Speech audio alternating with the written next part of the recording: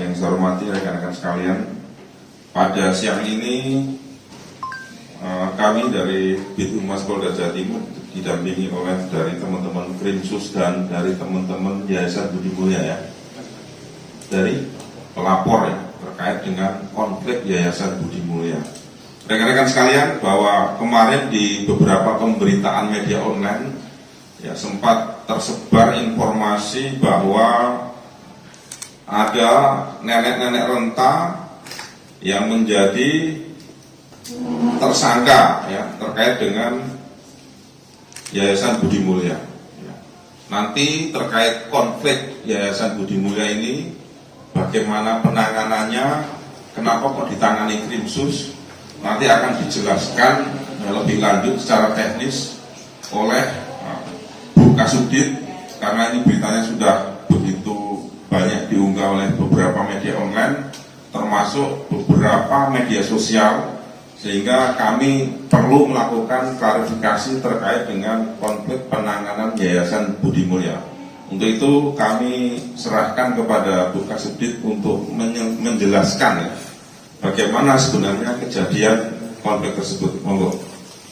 Sampaikan bahwa memang benar Direktorat Tindak Pidana Kriminal Khusus, dalam hal ini Subdit Perbankan, menangani perkara dengan pelapor Saudara Roy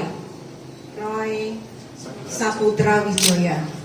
Dalam hal ini yang dilaporkan adalah terkait adanya penggunaan, dalam hal ini penggunaan laporan pemecatan secara sepihak yang dilakukan oleh pengurus yayasan, dalam hal ini Saudara Yamin. Sedangkan perkara yang dilaporkan kepada penyidik adalah bahwa pada tahun 2013 Saudara Roy Saputra Wijaya bekerja di Yayasan Sosial Budi Mulya. Kemudian pada tanggal 30 Desember 2021 yang bersangkutan dipecat secara sepihak oleh pengurus yayasan, dalam hal ini Bapak Yamin. Karena pemecatan secara sepihak, dalam hal ini yang bersangkutan mengadu hanya menerima gaji, sedangkan THR dan tunjangan yang bersangkutan tidak menerima. Berjalannya waktu sekira bulan tahun 2022, Pak Roy ini membaca di media bahwa ada gugatan keperdataan yang dilakukan oleh Yayasan Sosial Budi Mulya Abadi pada bulan Juni 2021, yaitu gugatan keperdataan provisi. Dan pada tanggal 29 Desember 2021, gugatan provisi menyatakan bahwa perkara yayasan dalam status quo akhir sehingga sampai saat ini, sehingga dalam perkara tersebut pihak yayasan tidak dapat melakukan upaya hukum apapun seharusnya. Ya, itu kira-kira yang bisa kami sampaikan. Dan yang beredar di media bahwa nenek renta dalam hal ini Ibu Yuli Puspa bukan sebagai tersangka. Dalam hal ini yang bersangkutan diperiksa statusnya sebagai saksi. Dan perkara yang saat ini ditangani oleh penyidik dalam dugaan pasal persangkaan 227 dan atau 228 KUHP dan atau 263 KUHP dan atau 372 dan atau 374 KUHP. Jadi yang bersangkutan mengadukan kenapa hak-haknya selama menjadi karyawan tidak diberikan.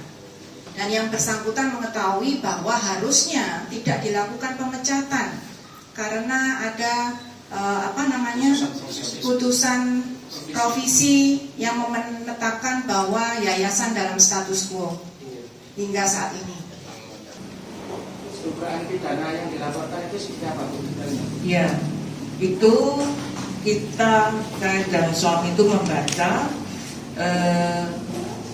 koran bahwa di sana status quo yang ditetapkan oleh Pengadilan Negeri pada Yayasan Sosial Budi Mulya Abadi ini dinyatakan ada pasal-pasalnya di situ dan bahwa yayasan itu tidak boleh mengambil suatu keputusan yang berlawanan dengan hukum, bersangkut dengan hukum.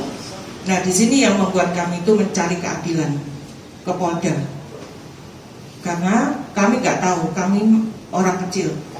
Pengadilan Negeri Surabaya menyatakan bahwa seluruh pengurus yayasan tersebut tidak boleh melakukan perbuatan hukum dalam bentuk apapun. Faktanya, klien kami itu dipecat padahal dia sudah tidak punya kewenangan dalam putusan provisi itu yang dia merasa tidak adil, makanya dia mengadukan ke pihak kepolisian. Soal penggelapan itu, penggelapan diduga ya, bukan kami memberikan kesimpulan, diduga. Makanya kami lapor ke Polda, diduga karena ada yang penyimpangan yang harusnya masuk ke rekening yayasan itu masuk ke rekening pribadi. Ya, ini silakan bertanya ke penyidik selanjutnya.